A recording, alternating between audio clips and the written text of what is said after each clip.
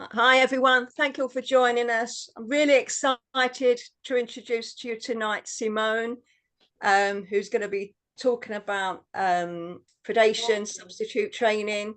And I'm just going to pass straight over to Simone so that she can explain. If we can all mute ourselves, everyone, can we mute?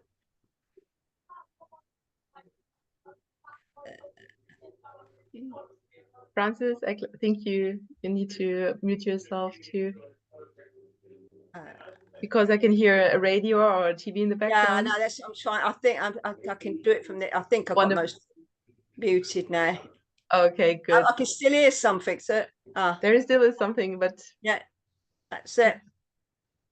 So that should be it now. All nice and quiet.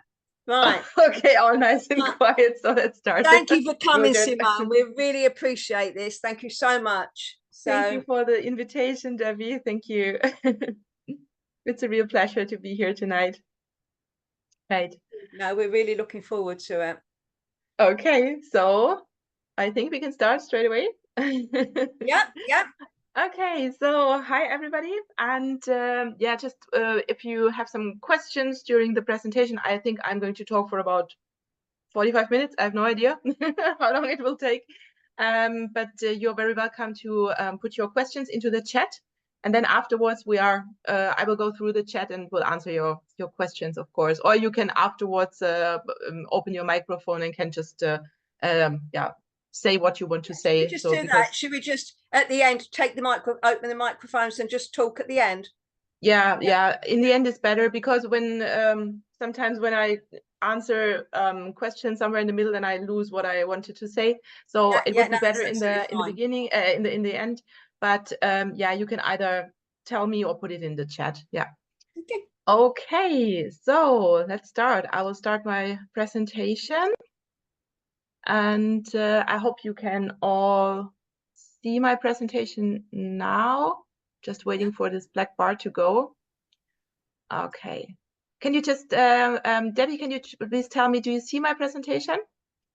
Yeah. It's just the grey screen with the dog with something in its mouth, I think, and the predation substitute training. Wonderful. And no black bars somewhere because I had this last time. It was horrible. Okay, good.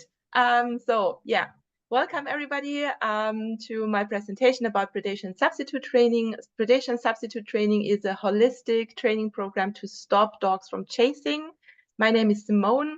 I am a certified dog trainer and dog behavior consultant from Germany. And I live with two dogs, two Australian Shepherds that you can see in this photo. Isla is my younger one. She is the one with the black and brown and white colors, or the black tree.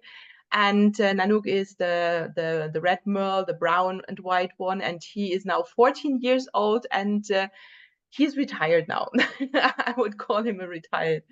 Yeah, so they have what I would call a healthy amount of prey drive. Every healthy and young and fit dog has prey drive. And you will see during the presentation why I call this a healthy amount of prey drive, because predatory behavior or prey drive is so important for our dogs. It makes up such a huge part of their identity, of their life, of what they are as dogs, that I always find it super sad when people want to get rid of this behavior completely and only see it as a nuisance and as a disturbance in their relationship with their dogs, because it's so important for our dogs and it brings them so much joy.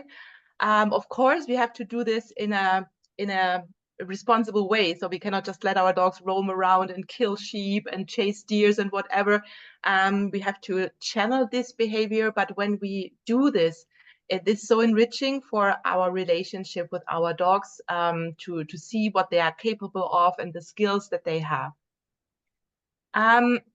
Before I go into how to train predation substitute training, I would like to talk a little bit about what predation actually is, so that you see that it is so important for our dogs and why it is so important for our dogs.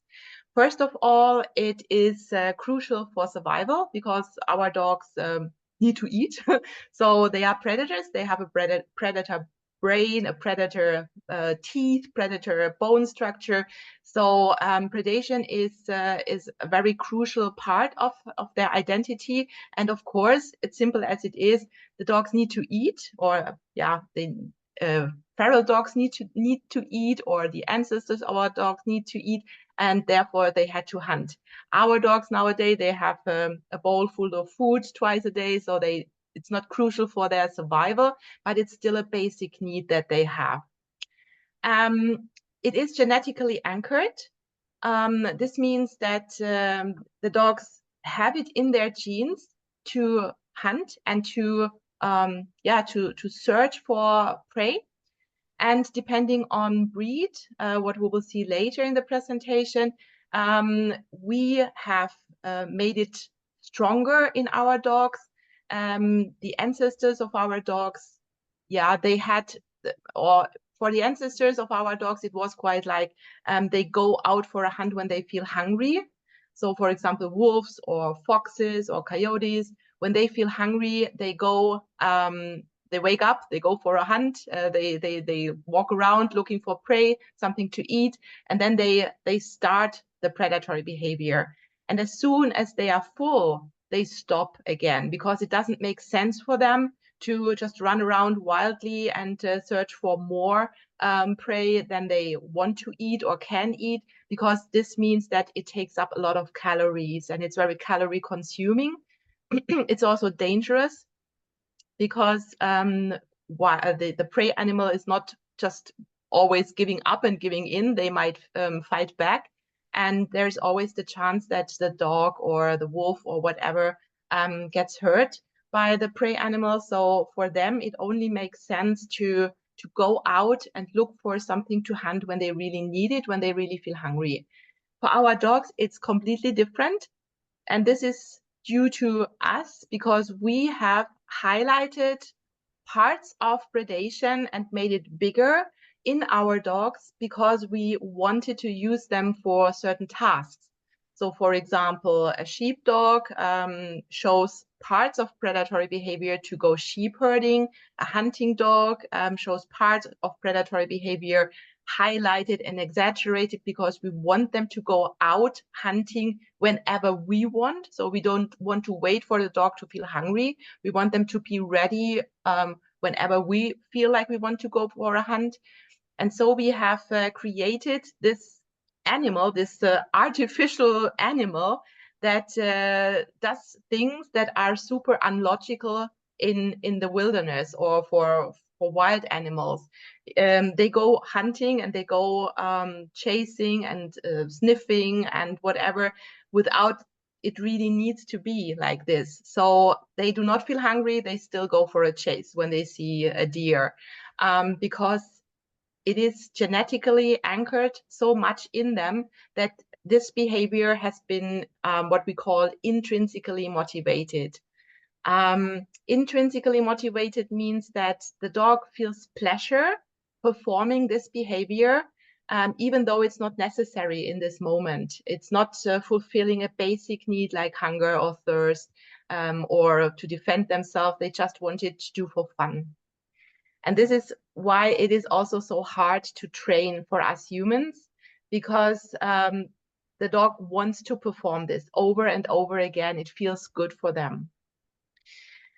It is triggered by visual, auditory, and olfactory stimuli in the environment. And this means that this is a very intense thing for our dogs to do. So all their senses are involved in predation. They might see something, they might hear or smell a wild animal, and it feels really overwhelming for them from time to time. This also means that it is only triggered by those things, and this makes it hard to train. So for example, when you are a dog trainer and your clients come and they say, okay, I want to work on my dog's predatory behavior, pee-pa-po, then you go outside and you have to find something to hunt. And then suddenly the dog is not in hunting mood at all because there is nothing in the environment, either visual or with their ears, auditory, or to sniff. And then the dog is not in hunting mode, and then you cannot train. So yeah, it gets switched on, but when it's switched off, it's hard for us dog trainers to deal with this because we cannot train. We could call it an inner need of our dogs. You already heard that it is genetically anchored and the dogs want to perform predatory behavior. They really feel like they need to do it. And when we stop it completely, it is a little bit like putting a lid on a pot of boiling water and pushing down. And inside of the pot, the pressure cooks up and the water starts to boil, and eventually it all will get messy because the pressure will build up inside of our dogs. And this is why I do not recommend to suppress this behavior completely, but to channel it in a way that is safe for everybody and that we can deal with. Because when you completely suppress it, then it might start to show somewhere else. So you might experience a dog with a stereotypical behavior or problems in other areas. So giving them a healthy outlet for this predatory needs that they have is crucial. It's intrinsically motivated, and here I would like to talk a little bit about hormones and neurotransmitters. Intrinsically motivated means that it's self-rewarding, it feels good for the dog. The dog wants to perform this behavior just for the fun of it. So there is no real goal, it's just it feels good, so the dog does it. And the reason why this happens is that there are so many hormones and neurotransmitters involved in this behavior that makes it a little bit like dealing or doing drugs. So we can imagine like a big part of predation is dopamine driven. Dopamine is the neurotransmitter that is responsible for addiction in humans. So for example, when you are addicted to gambling, to gambling is a perfect example here because it's very comparable to predation. Dopamine is released into the body because when you gamble, you are not sure that you will win something, but there is this chance that you will win something. So there is always an anticipation. Maybe today is the day. And this is exactly what we have with predatory behavior, especially with those dogs who love to go out and look for prey, either with their eyes or with their nose, sniff out the environment, scan the environment with their eyes. Is there something? And for them, there is always this chance that today is the day. And this keeps them going. Imagine if we had, for example, a young wolf and he starts to hunt prey, and he, of course, he's very inexperienced and he's very young, so he might fail. In the beginning, he will fail 90% of the time, but he will not give up. He will not say, okay, that's not fun. I always fail, so I leave it be. From today on, I will eat apples or something else. So he will keep going. And this is the dopamine that builds up during predation, that today maybe might be the day when I'm successful, when I find something. And so it's very comparable to gambling. You are not sure that you are going to win, but one day there is this chance that you will make a big win. And dopamine is this first neurotransmitter that is released during predation. So while the dog is chasing another animal, he is full of dopamine. Dopamine builds up to the point where the dog makes prey, when he catches and holds onto his prey animal, when he gets the teeth onto the other animal and he kills it. And from then we have another substance in the body, which is mainly endorphins, which are happy hormones. And happy hormones are responsible for being able to enjoy your achievements. So maybe when you have worked really hard and then you got a race, and from this race you buy yourself something nice. For example, maybe it's a big race, so you can buy a new car, or it's not such a big race, but still you can go on a holiday, or maybe you invite all your friends for dinner to celebrate this occasion. And when you indulge in this feeling of achievement, and now you have achieved your goals and everything is wonderful in this moment, this is when endorphins are in your system. And this is what happens to predators, to dogs, to wolves, after they have made the catch. So first we have the dopamine that is responsible for anticipation, and then we have the endorphins, the serotonin also kicking in, that is responsible for indulging and enjoying your achievements. And those two combined, yeah, there are also other neurotransmitters in this behavior, but they mix a kind of cocktail, and this cocktail makes the dog feel high. So it's really like a euphoric state that the predator is in.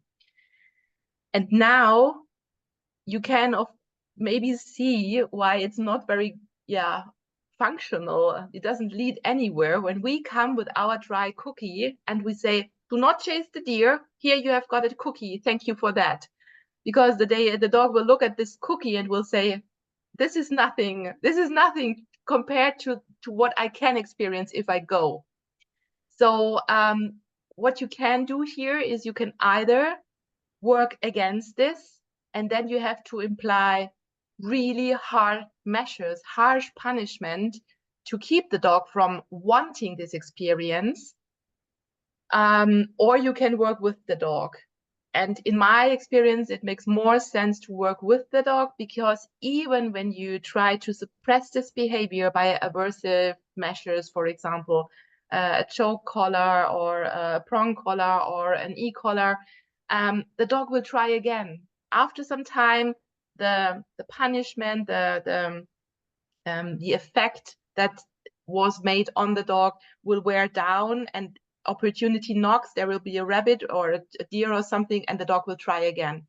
And it makes sense if you think about it, because you cannot keep somebody who is addicted to gambling from gambling by threatening this person or beating them up or something like this. It doesn't make sense. They need something else. They need a structured therapy plan in this case. But it's not, it doesn't really work to keep people from doing things that they have this dopamine rush. It's not effective in the long run. And it's the same with our dogs. So when we want to work with our dogs in predatory behavior, to channel this into a direction that we can deal with, that is safe for the dog, safe for us, safe for the environment, for the wild animals, then we have to understand what predation actually is. And predation is not a very distinct behavior, not this one thing. It is a very chain of behavior that consists of very different sequences. And this behavior chain looks like that. So predation is a chain of several sequences that merge into each other. So we cannot really determine when one sequence ends and when the next begins. And they are intrinsically reinforcing for the dog. So all the steps that you see here on this stair feel good for the dog. Not only the chase, not only the grab bite, but already the earlier stages, scanning the environment, searching the environment, air scenting for prey. All these stages, these staircases are intrinsically reinforcing and feel good. And it all starts with orientation behavior, orientation in the environment. Is there something to hunt? And this is what many people struggle with their dogs. Mainly the hunting dog breeds, they are really, really high on this very low stage, and they get aroused really, really quickly when they are just out in the environment. There doesn't even need to be an animal around. it's just that they are in their natural hunting area, for example, a field or woodland, and they are already in hunting mode, and they start to scan or to send or to search. And they can show this orientation behavior either with their eyes, when they look around, is there something? Is there something? This is what is called scanning the environment. Then we have searching the environment. For example, spaniels are really good at that. So they disappear into the bushes with their noses down, and they zigzag, and they hope to stumble across a scent that is worth following up. Or what we sometimes see is air scenting. So the dog has their noses high up in the air, and they breathe in all the scents from the environment, hoping that there is something to hunt. Some dogs also search with their ears. So they might stand in a forest or in front of a bush or something like this, and then they listen. Is there something inside that is worth running up and checking out? And when the dog has something in their eyes or their nose or their ears, then they go into what is called eyeing or stalking. Eyeing is mainly used when we talk about border collies, eyeing the sheep.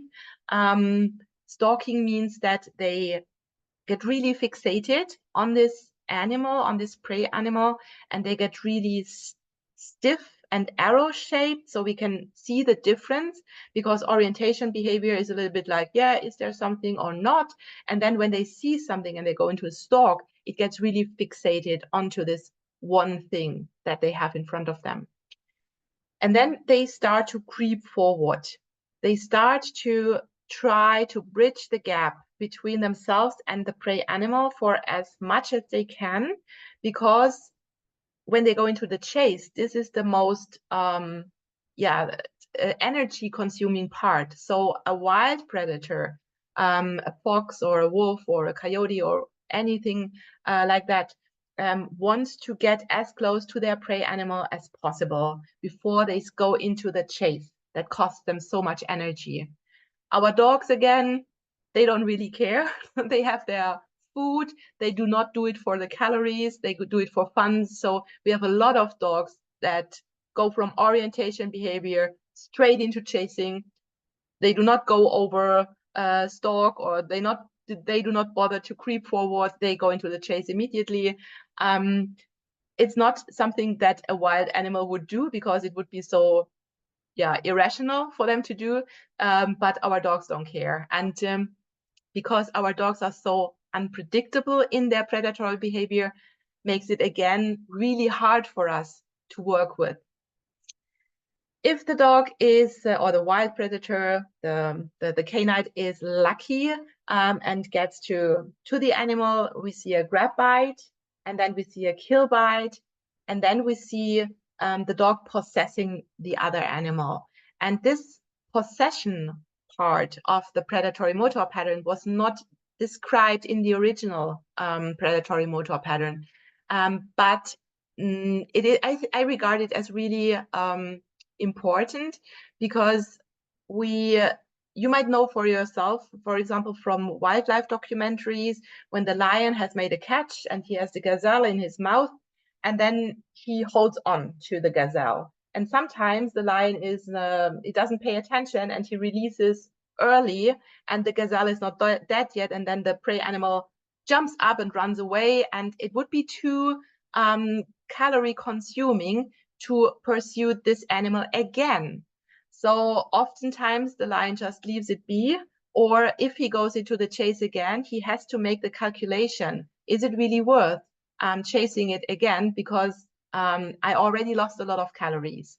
So possessing the prey animal and not letting go for a longer time is, it's something that makes sense evolutionary wise. And then eventually the predator or the dog starts to dissect the other animal and to consume it. And then the predatory motor pattern has come to an end. So we have a full circle here that leads us from dopamine, high excitement, and then to a rather downward excitement. So the excitement is going down, and when the dog comes to consuming, it's a rather relaxing part where the serotonin and the endorphins kick in. And now we humans have altered the predatory motor pattern to our advantage, because we have bred different breeds for different purposes. And here, for example, we have a border collie. And the border collie, of course, he is a sheepdog. He's herding sheep.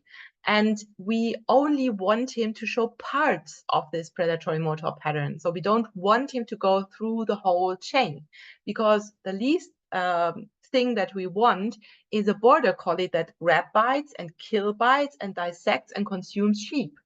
So we don't want that. So we have used individuals for breeding who only show the other parts of the predatory motor pattern that are helpful for us.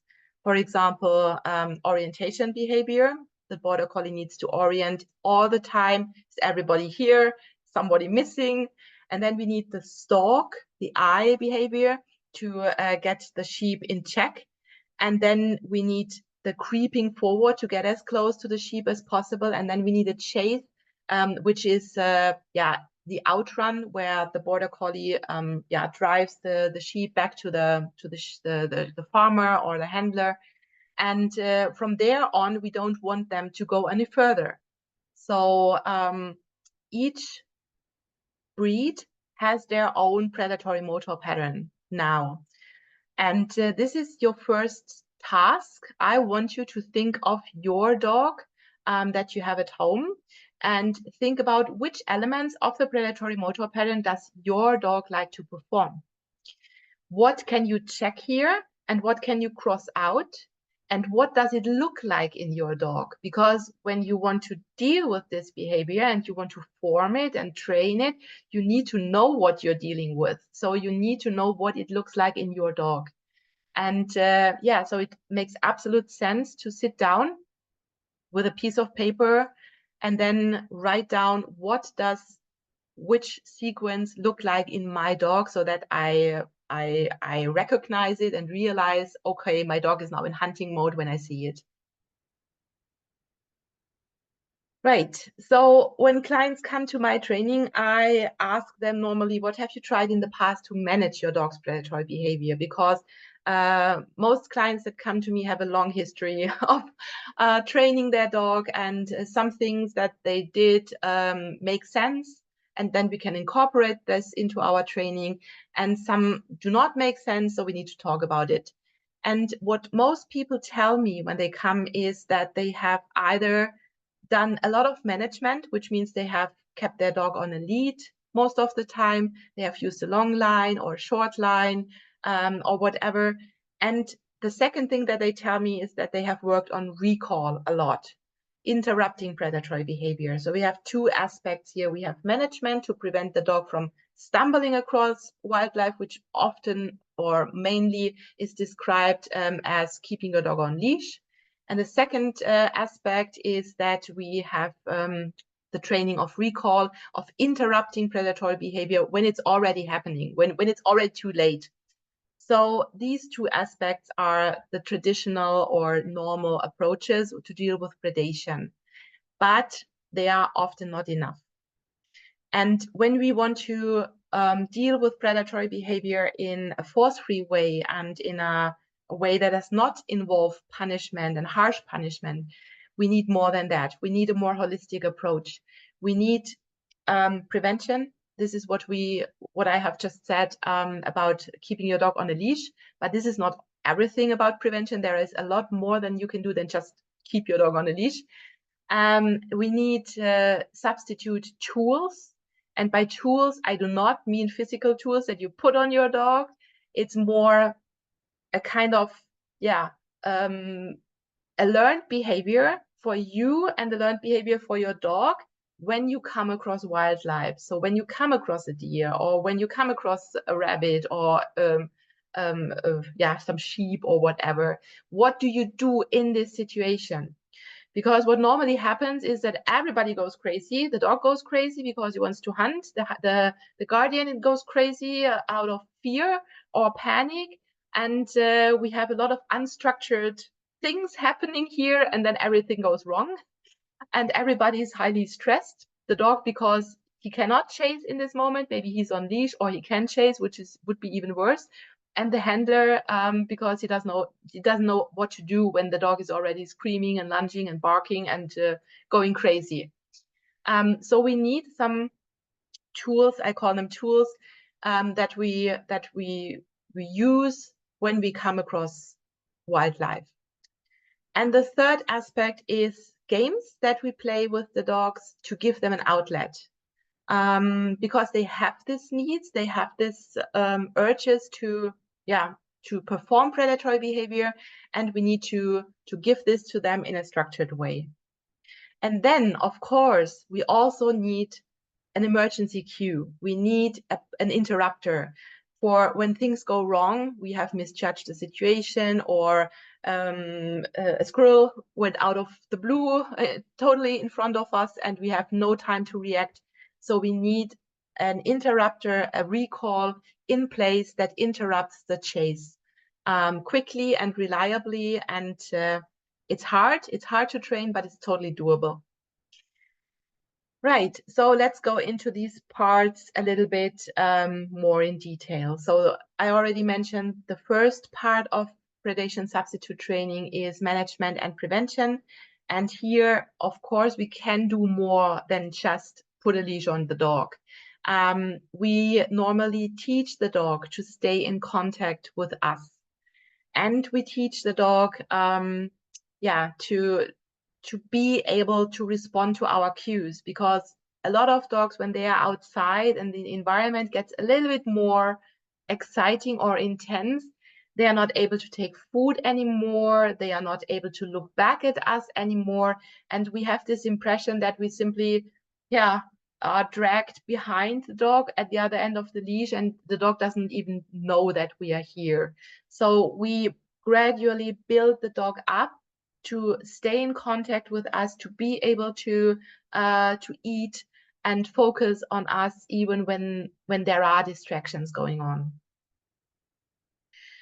And one game that I always start with in my first session, and I give every client as a homework, is called On the Hunt for Good Behavior. And you can do this at home too now after the presentation. If you take your dog out for a last round, you can start with this game straight away.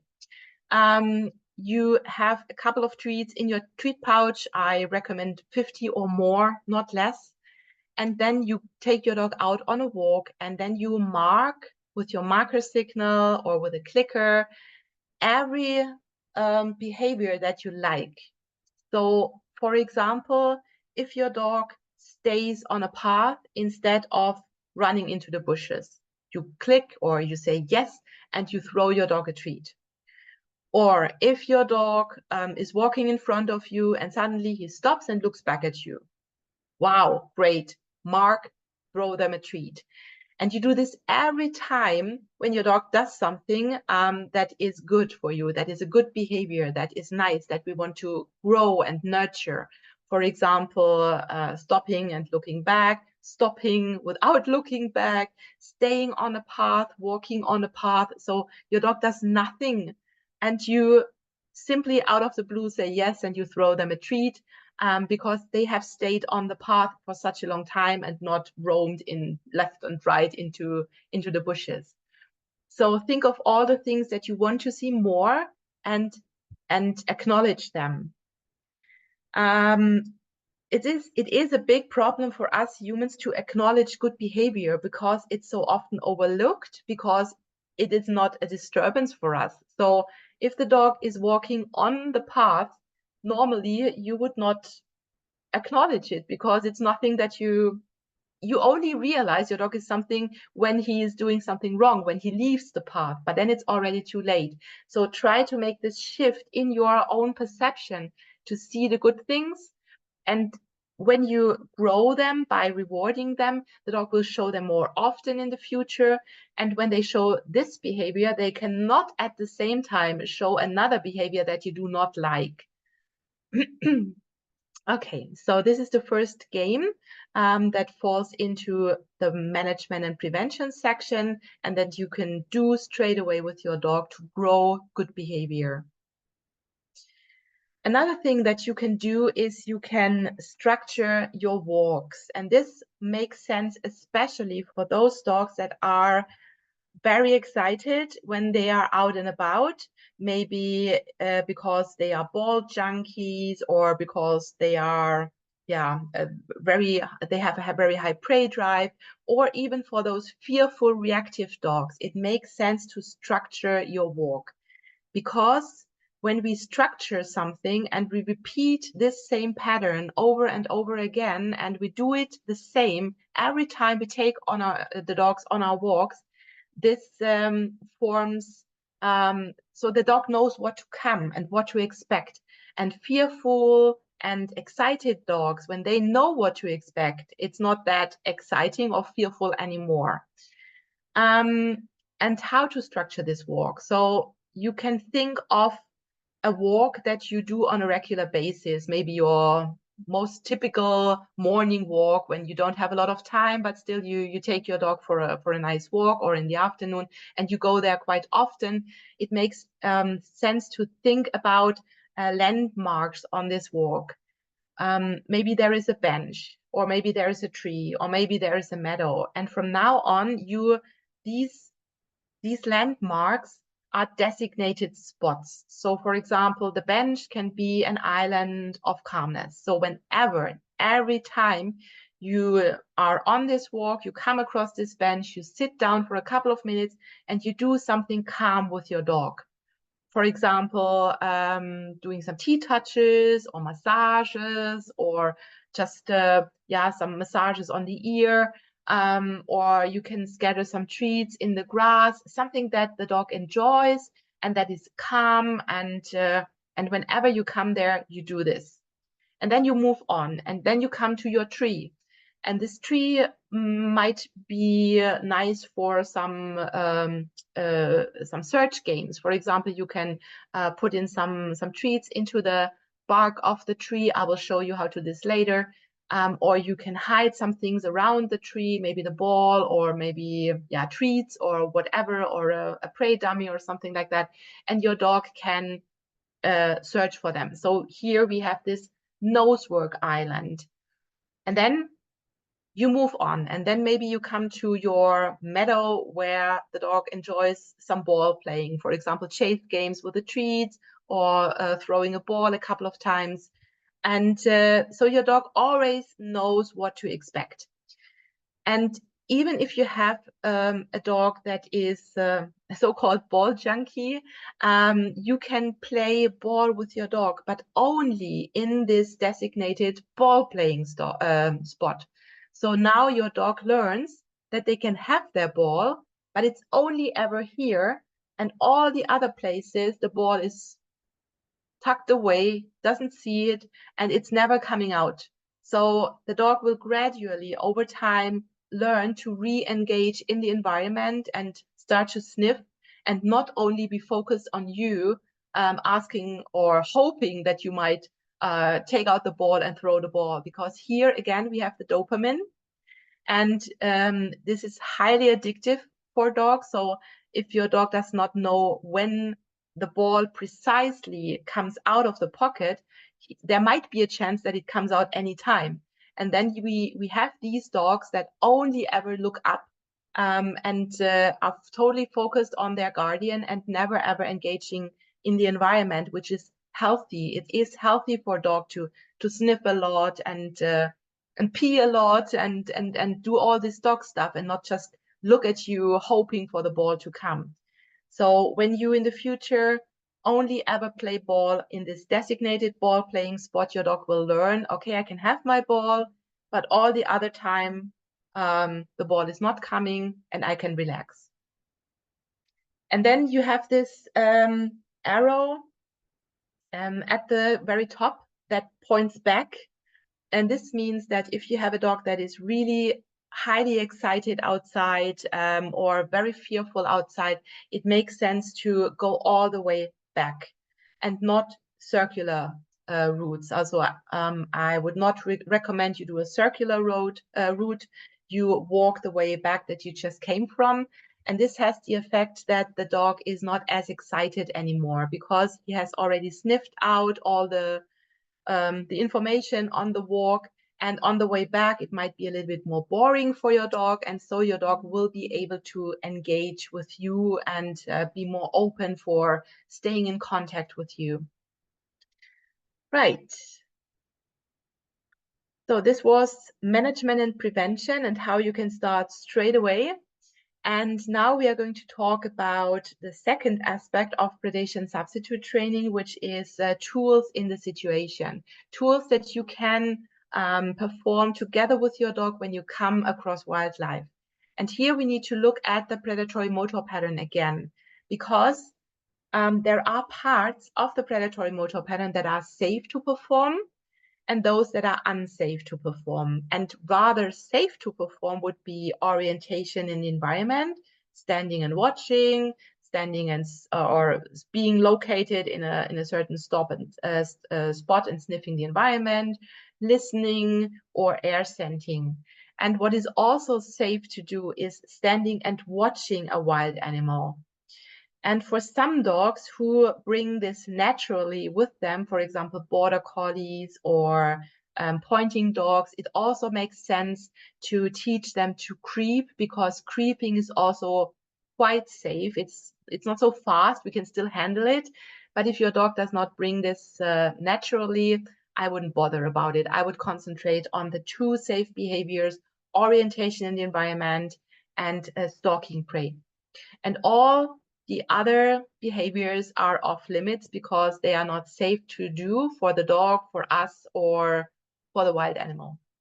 So what we do is we take those 3 or 2 safe behaviors and make them our tools that we work with when we come across wildlife, because we have heard that all parts of the predatory motor pattern are intrinsically reinforcing. They feel good for the dog. And so we can teach our dog to do this instead of that. So we can create a habit so that the dog will perform standing and stalking longer and more often, which buys us time to react. So we can have time to put a leash on the dog or to grab the harness, because now our dog is used to standing longer before going into a chase. And yeah, the part that I would like to show you now is stalking, which means standing and stalking a trigger, for example, a deer or a rabbit, or it can also be a bike. And the deal that you do with your dog is you can stand as long as you want to, but you cannot chase. I have to do a disclaimer here. I do this all the time because yeah, when you now go out and you try this with your own dog, you have to take some safety measures.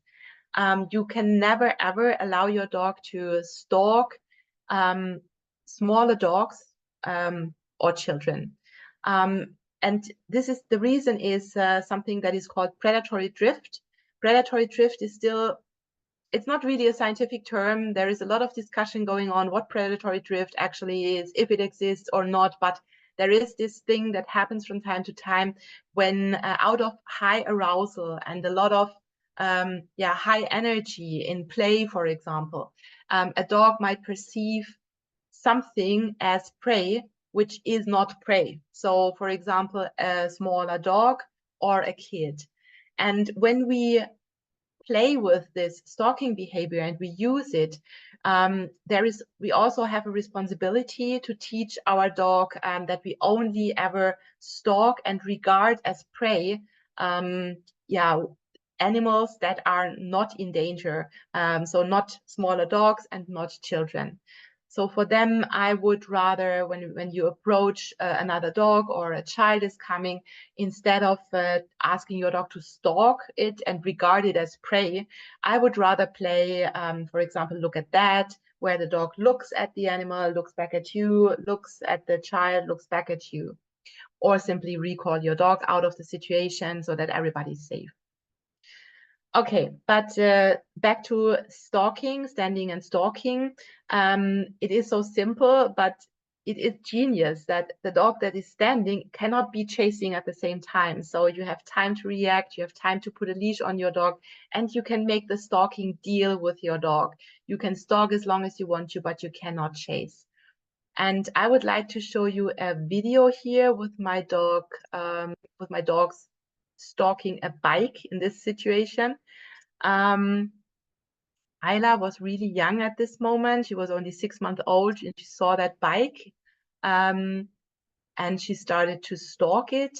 And what I do now is I simply hold on to the leash so that in case she wants to run, she cannot. And I try to have a slack leash. So I want the leash to be as slack as possible. And then I simply start to praise her for stalking the bike. So I say, see it, nice, see it. And I repeat this for as long as she stands and watches instead of running off.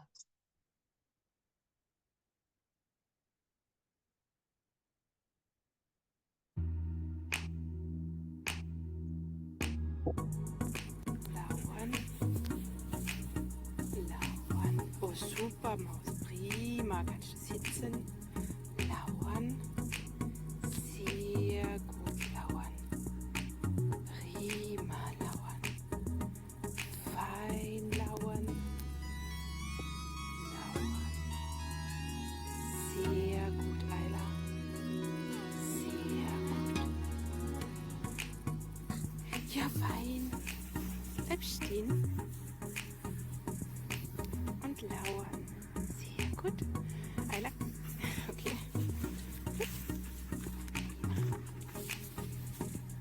Und weiter lauern. All right, so there she's done. And then she moves on, yeah, as if nothing had happened. Okay, so how do you teach this behavior? You approach the trigger because you are taller than your dog. You normally see it first, and you approach it from a distance, rather in a zigzag or in a curve, because if you go straight, your dog might also see it and start to chase it immediately. So you rather do it in a curve or in a zigzag, and then eventually your dog will stop and start looking. And this is the moment that you have to stop too. So you cannot overrun this moment because then it's gone. You always stay behind your dog, and the moment your dog stops, you stop too, and then you just calmly start to praise, stalk, or see it, or whatever your cue for this should be. And then you do this for as long as your dog wants to stand there and stalk. And the deal is you cannot chase, but you can watch as long as you want to. And eventually your dog will turn around. And then you can either ask your dog, would you like to stalk again? Or would you like to move on? And you don't even need a treat because it already it felt so good for the dog to perform this behavior. On the other hand, if your dog turns around and is really excited and you feel like, oh yeah, this was hard for him, he really had to pull himself together, then what you can do is you can throw a treat into the opposite direction so that your dog can chase after the treat and can grab it and can eat it. And this makes up a little bit for the chase that he did not have in this moment. Right. The third aspect of predation substitute training is fulfilling the needs that the dog has and that he cannot perform in a real life situation. For example, all the things that are not safe to do. So we have the safe parts of predation substitute training that we can allow the dogs to do in real life situations. But then we have all the things that are unsafe: consuming, chasing, grab biting, kill biting, possessing, dissecting, and consuming. And they can never do this in a real life scenario. So we need to mimic it to some point. And we need to play games with our dogs. And here I have to say it very clear, the dogs know that it's not the real stuff. So they know that a prey dummy filled with treats is not a live animal that they dissect and eat. But our dogs are hardwired to work together with us during domestication, and the part of domestication that we build in our dogs, where they became our working partners, they have this, they have this urge to work with us. And when they work with us, oxytocin is released. So oxytocin is the hormone that is responsible for cuddling. So when you cuddle, or when you are with your close ones, your family members, the ones that you love, your best friends, when you sit together, you have a nice meal, and you feel like you belong there, then oxytocin is released.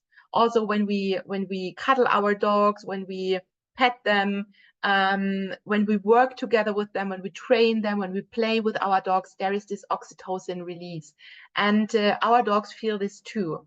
So they want to work with us. And another point why they are willing to work with us, even though it's just a substitution, is that they are successful with us. Because when they are out chasing, it feels great, yeah, but they are never successful, or at least not all the time successful. But when they work together with us, they have hunting success. They sniff and they find something. They search and they find something. They can rip apart something that we give them to rip apart.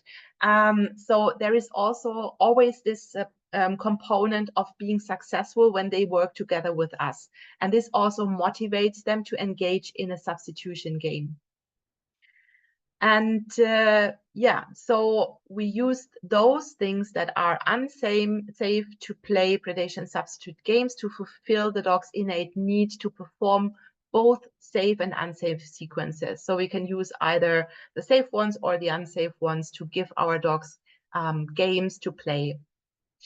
And one very need-oriented game for dogs that love to chase and grab is the chase game. Chase game is a very simple game that you can start straight away with your dog. It doesn't need a lot of preparation or training. All you need are chunky treats that roll well, that are a little bit bouncy, for example, meatballs or chunky treats, cheese cubes, something that you can throw and that your dog can see bouncing across the floor. And what you now do is you toss your dog a freebie treat so that they go away from you. They build up a little distance, 2 or 3 meters. You wait until your dog has eaten this treat and turns around to you. And then you cheer your dog on and you toss a treat into the opposite direction. So your dog can run all the way back, past you towards the other treat and chase it down, grab it, eat it. Then you again wait until your dog turns his head back at you, asks for more, and again you cheer your dog on and you throw the treat into the other direction. And then you bowl back and forth a couple of times so that your dog can chase the treat and grab and eat the treat a couple of times. I will show you the video. I hope it works like that. Not a green or blue. No, it doesn't. Just bear with me a second.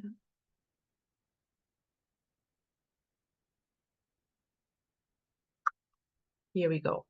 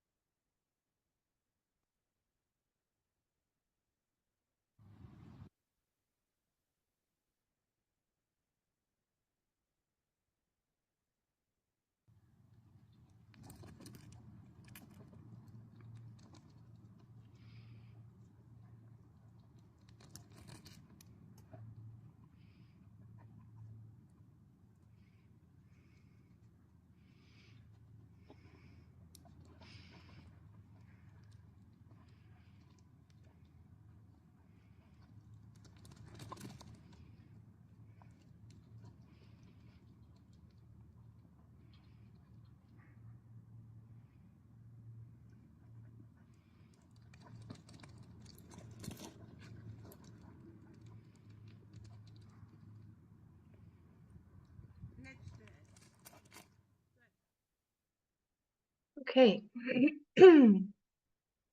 Right. So just 1 second. Now I need to pull my slides again.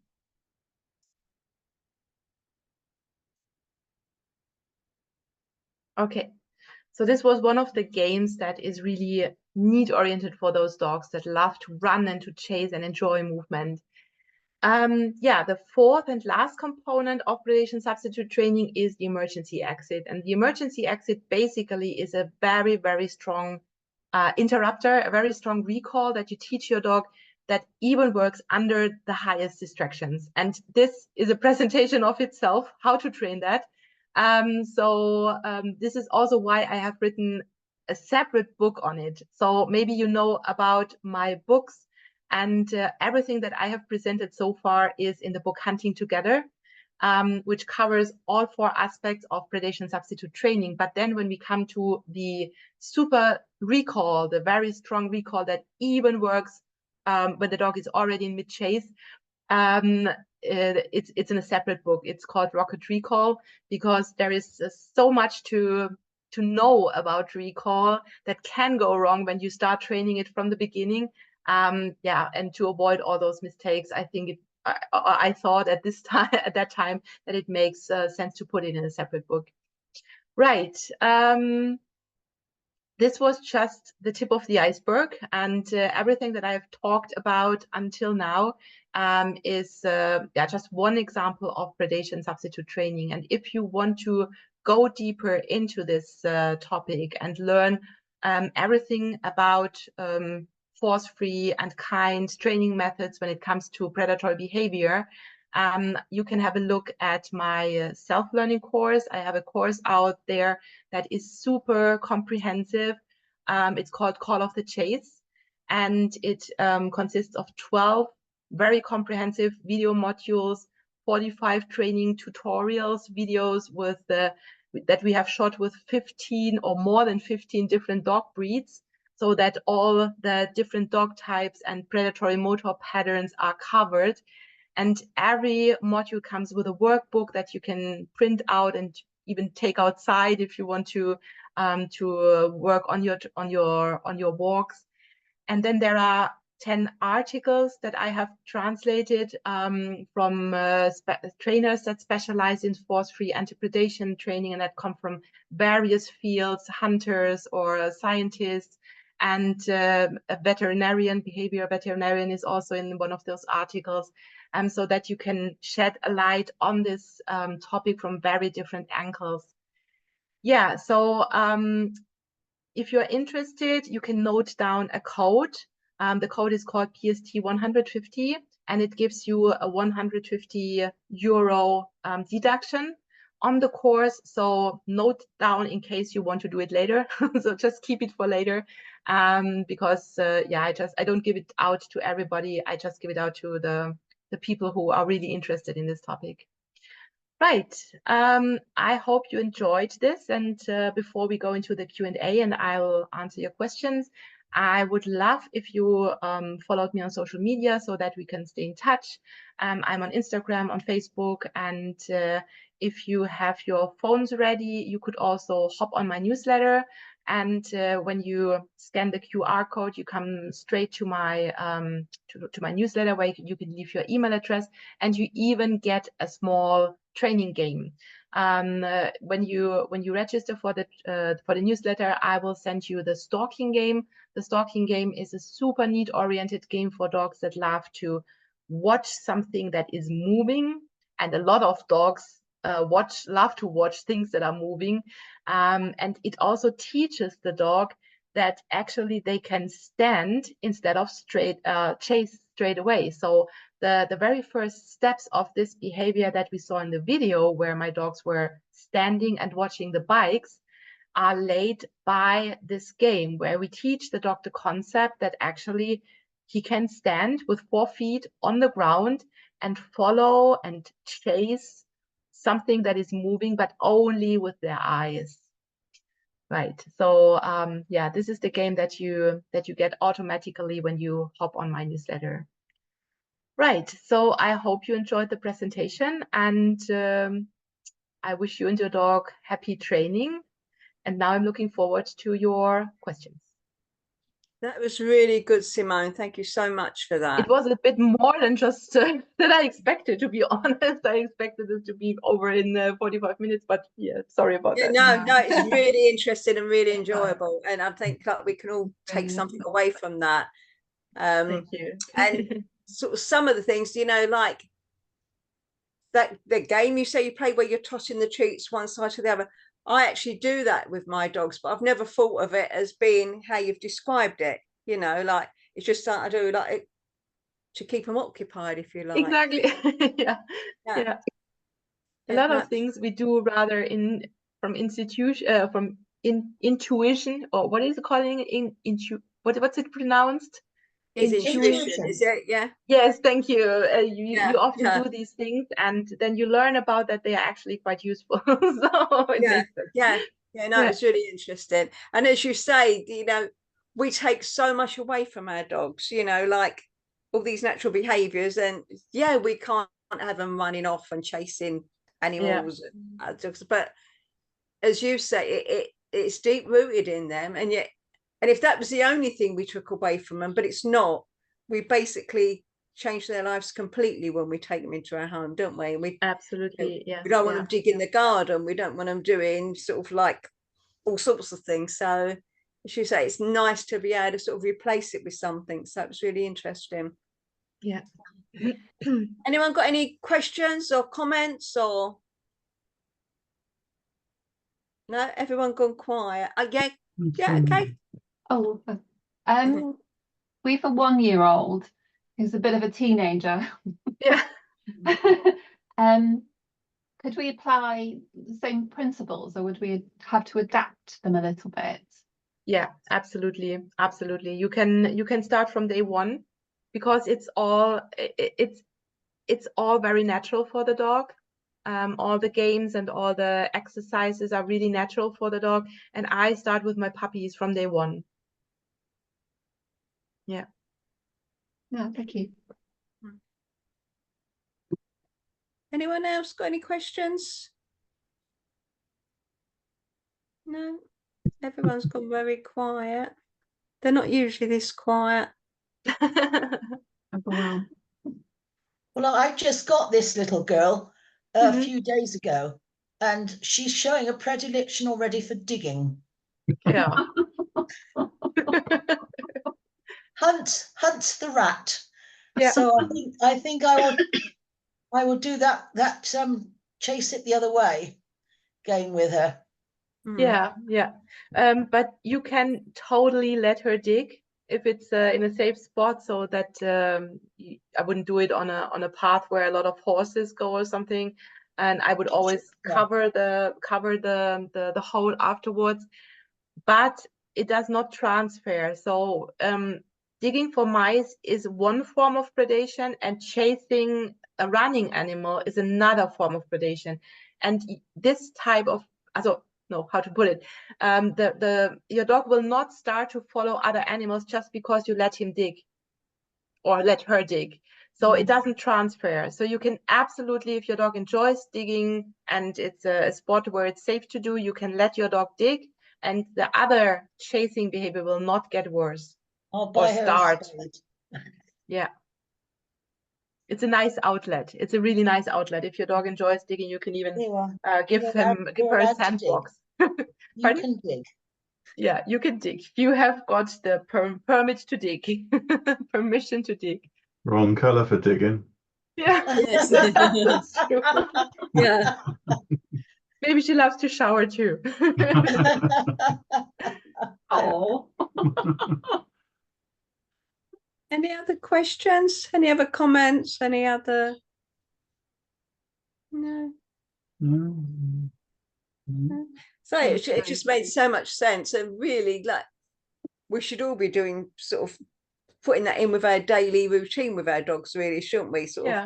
Yeah. You can incorporate it easily on your walks, and it also absolutely makes sense to keep them engaged like that on your walks. Yeah. We do some of it already. It made us laugh when we saw the bench because Mabel, we taught her, we go past the bench, usually sit there and she'll go ahead and sit by it. Nice. Taken to Yeah. jumping on them and sitting on them. Yeah. But, yeah. Nice. Yeah. Good.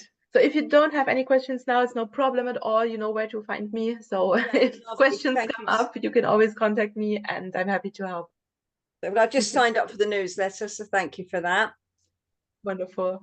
And thank you so much for coming this evening. It's been really interesting. So thanks very much, Simone. And oh, this is recorded, obviously. So I'll put this. Actually, I can stop recording now. Yeah.